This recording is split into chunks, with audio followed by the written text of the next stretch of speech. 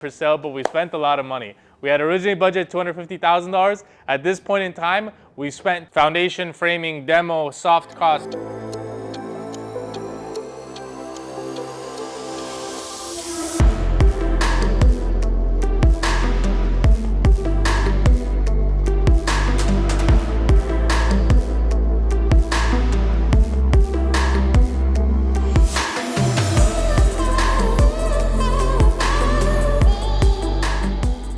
Welcome to this week's video of Money Talk with SCFSU. I'm Sam. I'm Eddie. And today we're going to talk about pricing. We're actually going to talk about it. I know we've been teasing about it and we haven't been able to get to it. A lot of moving parts on this project, which has led us to this point. But we sat down this week, we put everything down, we itemized it, and we decided to make a video today talking about how much money it will take to get to this point of the building, which is framed up. Foundation, framing, demo, soft costs, all those things, rough plumbing, everything included, how much it costs us to get to this point. What are our first costs? What are we talking about? So our first cost is soft costs. So how much we paid like the architects, engineers, all that stuff leading up to getting your plans. Permits. Your permits, getting your permits city approved. Fees. Yeah. What else? So just all those rough costs. We kind of talked about it in video too, but we're gonna go over it now that we have final numbers. How much did we spend on our soft costs? Exact dollar amount, $24,263.58. That was our cost for the soft costs, everything, engineering, architectural. We're gonna talk about architectural before we move on and talk about demolition right now. We'll pull over to the plans because we have faced a lot of issues once we got to the mechanical phase of this project. Mechanical being electrical, plumbing, HVAC. We didn't plan properly and our architect didn't provide us the proper planning to make sure that this was done properly. You see this? This is a chai stain, chai tea, not coffee, because I don't drink coffee. It just happened because we were trying to get an interesting shot with a letter that didn't work out. But these are our signed and approved plans. You can see the little imprint of things here. These are the stamp plans. So a few problems that we had with our architect, we're gonna kind of flip through this a little bit to give you guys an idea. Number one is the RFA table. Basically the RFA table shows the square footage, existing, addition, and then how many additional square footage were in the building, which is what they base the city permit fees on. So our architect actually messed up. He didn't include 500 square feet of patio space that we had. And covered patio is actually considered like livable square footage in the city of Los Angeles. Once he added that back, it ended up saving us a lot, 500 square feet, about $10, $15 a square foot. Saved us a lot of money. So that's one thing. The other thing that we realized, once we flip through here, these are our drying napkins from the chai tea. So we thought this was pretty comprehensive because we've never seen these sets of plans like this, and it seemed like very interesting and a lot of information. But realistically, a lot of the call outs and stuff are not there and they need to be there. This is our plan. After this, for our architectural plans, it's just descriptions and the elevations of the front and the back and the side. Let's go back over there, Eddie. So this is our floor plan, our floor layout. We have a lot of stuff here. We have the bed, the pillows, the blanket, the tub. What don't we have here that's important? We don't have any kind of electrical plans, HVAC plans, or any kind of plumbing plans of how our mechanical contractors are going to come in here and do all those things. Mechanical is the electrical, plumbing, and HVAC. I think generally that's what's considered mechanical. I don't know. I don't know. I think so. But basically, a lot of this stuff is not here. So we're going as we're basically telling the contractors what we need as we go. It makes it really hard for quotes, and it makes it really hard to get the job done right and to plan accordingly. So that's something that we wish we had done and we wish our architect had included. For the price that he charges, he should have included it, but he didn't. So those are the problems that we face. We'll do a whole nother video once we're done with the project, going over all this and the steps that you guys should take. We learned that they say planning is important, but it's very, very important to be fully, thoroughly planned out. Yeah, the one thing I would change even up to this point, or every time we call a new contractor, the one thing we keep realizing is we should have spent more time on the plans. We should have gotten more plans done. We should have done more of the plumbing plan, more of the HVAC plan. But instead, what we were having to do is just do it on the fly. While we're in the walls, we're telling them, I'll put a vent here, put a box here. And it's a lot more chaotic than having drawn out computerized plans. I'm the type of guy that shoots off the hip. Eddie's more of a planner. In this specific situation, Eddie is right. We should have planned a lot more. It wasn't something that either one of us anticipated, but we definitely needed to plan. We would have saved a lot of time, issues, and stress going on with the project. Let's go on from here talking about demo, and then we'll go to foundation from there. Eddie, What is this? What is all of this? This is debris left over from our construction. If you guys remember, there Wow. was a 903 square foot house over here. If you guys watched our previous videos, you would have seen in video number 3 that we demoed the whole thing. That demo cost us $18,000. $18,000 was the costs for tearing down the house, tearing down all the trees and everything, as well as hauling away all the dirt and all the debris that came from the demo. That 18 grand also included grading the 18 inches down that the crawl space was supposed to be. That ended up not being 18 inches, but that 18 grand technically included the grading. And then from here, once we got all this done, we're gonna move on to foundation, right? Yeah, after the demo, we had to get started on our foundation. We're by the fireplace. We really couldn't find a better shot to get the foundation in it because most of it's covered up by the dirt because it is underground. But basically, foundation, dirt hauling, concrete, all that stuff. How much that cost us, do you know? It cost us a lot of money. How much do you remember it costing us? I don't know, I think it was like 40 something. Okay. $41,236.53. Total cost of the foundation, all the hardware that went in the foundation, the hold downs, rebar, concrete, labor, hauling off of dirt, contractors that we paid that didn't do work. Basically, all that stuff cost us that much. Once we add that to the total, you'll see the number. I don't even know where we're at now. Do you have any idea? We're probably around like 80 grand. Adding it all up, 40, 20, 60, 70, 80 grand, yeah.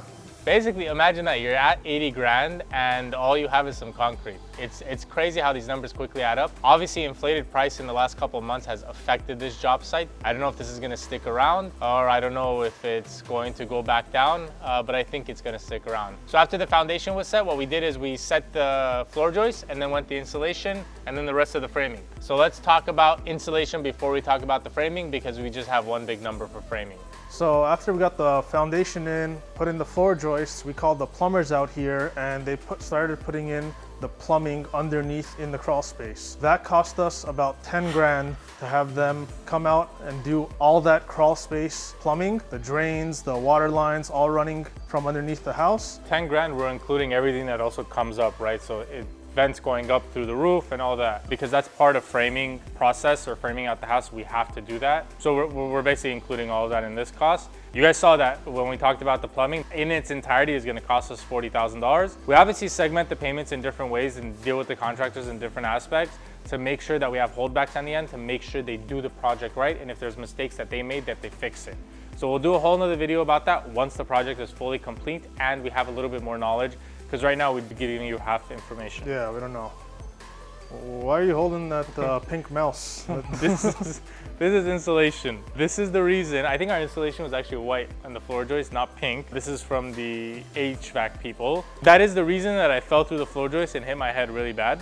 You guys saw that in that one video. I don't even remember which video it was. But installation cost us $2,174 for all the floor joists. After that, they came in and they put all the plywood. Before the plywood, we had the straight edger come in, which was $750 to straight edge the entire house. So the floors are evenly smooth and we don't have highs and lows. Everything's taken care of. All that's left is the framing. So let's talk about framing. Hardware, labor, material, lumber, whatever else I'm missing. Lots of lumber. Oh yeah, expensive. All right, Expensive let's check that out. I'm standing in the master bathroom and Eddie's standing in the closet. Eddie, you don't want to get out of the closet? God damn it. I intentionally made Eddie stand there for this joke and he was none the wiser. Let's talk about framing, let's talk about hardware and lumber, and then I'll talk about the labor and the holdback. So we had the lumberyard deliver it to us at least 3 times. And then we also had multiple trips to the lumberyard ourselves to pick up more material that we were missing. So all the lumber, all those trips cost us $64,472.73. We went multiple trips to the hardware store and that cost us $8,264.25 for all the hardware to secure the lumber together. Labor, in terms of the labor, it's spread out amongst the job, how we paid them, but the total amount was $30,000. I think just in framing, 65 roughly, 8,000 plus 30, we're just under $100,000, if not just over $100,000 in cost for framing out 2,430 square feet and a 2-car garage. That includes basically all the framing, everything that needs to be done. The only thing it doesn't include is soffits and change orders. So if I change where the placement of things are, or I make them redo things, that's not their mistakes off of the plans, which goes back to the planning phase of it to make sure that everything's done right. Some of the closets were like 2-3 inches off, and if we had those 2-3 inches, it would have helped us out, but we didn't plan properly. Basically, after all of this, all that's left is a little bit of miscellaneous costs that come up during the project.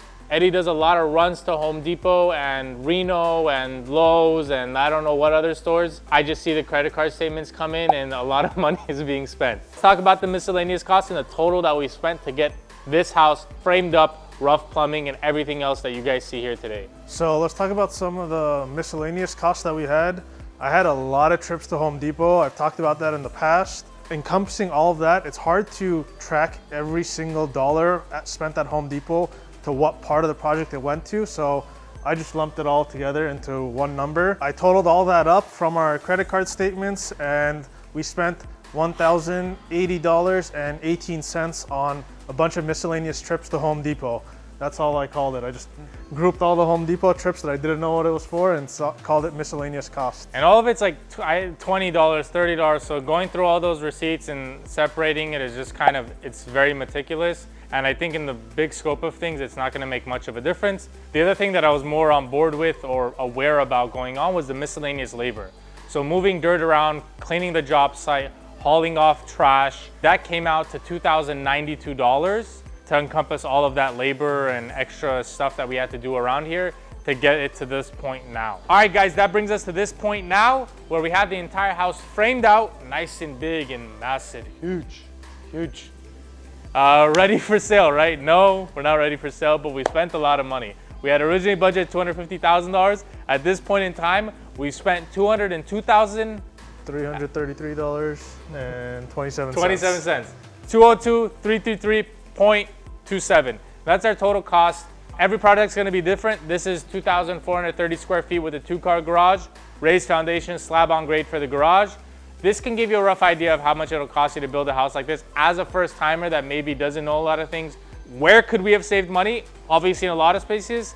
If you guys know areas in which you think we could have saved money by having a different approach or doing things a little bit differently or segmenting it out differently, let us know, because on our next project, we definitely want to save money where we can.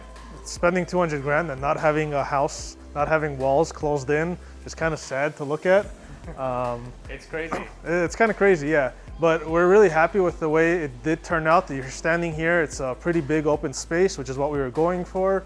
You have the sight lines that we were going for. The flow of the house is pretty good to what we wanted. Come back next week where we can talk about the HVAC, the electrical. You're not gonna be here next week because you're on vacation with your wife. I was on vacation about a week and a half ago, so Eddie's like, all right, my turn. It's my anniversary, man. Oh yeah, it is the anniversary, that's right. She would kill me. Happy anniversary to you guys. Congratulate them in the comments, give us thumbs up. It'll help me move next week and actually get things done if I get some feedback from you guys, get some support.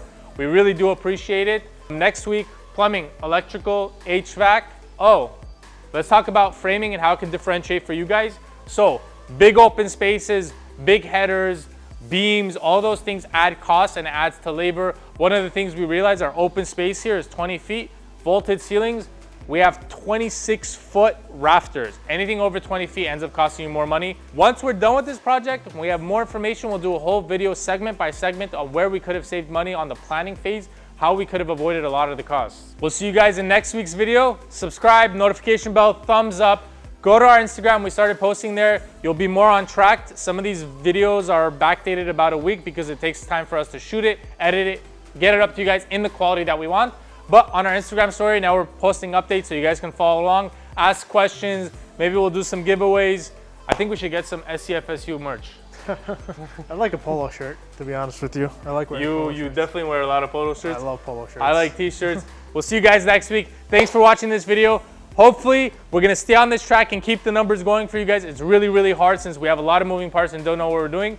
Also, next week, while Eddie's not here, I'm gonna order doors, kitchen appliances, finishes. I think I'm gonna spend like 30, 40 grand next week. So we'll talk about that too. We'll see you guys next week.